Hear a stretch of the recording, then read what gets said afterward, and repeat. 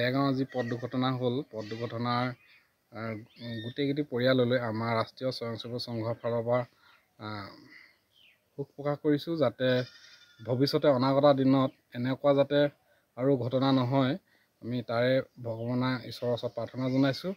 আৰু আমাৰ যি সেৱা কাৰ্যসূচী আমাৰ মৰণা মৰা সেৱা কাৰ্যসূচী লৈছিলোঁ আমি ৰাষ্ট্ৰীয় স্বয়ংসেৱক সংঘৰ, যিকেইখন মানুহ এতিয়াও হস্পিটেলত আছে, যি শেষ হৈ গ'ল, তেওঁলোকৰ যি মৰণা আছিলে, খেতি আছিলে যথেষ্ট 3,000 পৰা 4,000 ভিতৰত মৰণা আছিলে গোটেইকেইঘৰ মিলাই। আমি সেই মৰণা মৰা কাৰ্যসূচী আমি ৰাষ্ট্ৰীয় স্বয়ংসেৱক সংঘৰ পদুমণি খণ্ডৰ উদ্যোগত আৰু গোলাঘাট জিলাৰ সহযোগত আমি এই কাৰ্যসূচী পালন কৰিছিলোঁ। আৰু এই কাৰ্যসূচী পালন কৰোঁতে আমাৰ নানান ধৰণৰ স্বয়ংসেৱক আছিলে। এই স্বয়ংসেৱকসকলৰ ভিতৰতে দুজন আমাৰ ব্যক্তিক্ৰমী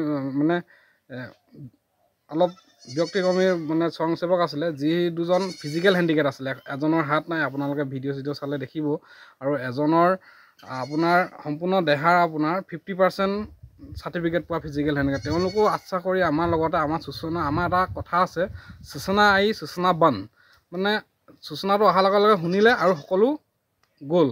আৰু সেয়েহে আমাৰ এই কাৰ্যসূচীটো আমি তেনেকৈ পালন কৰিলোঁ। আৰু নানান ধৰণৰ স্বয়ংসেৱক আৰু আমাক সহায় কৰি এই কাৰ্যসূচী আমাৰ দুটাকৈ মেচিন, দুখনকৈ ট্ৰেক্টৰ আমি ব্যৱহাৰ কৰিছিলোঁ।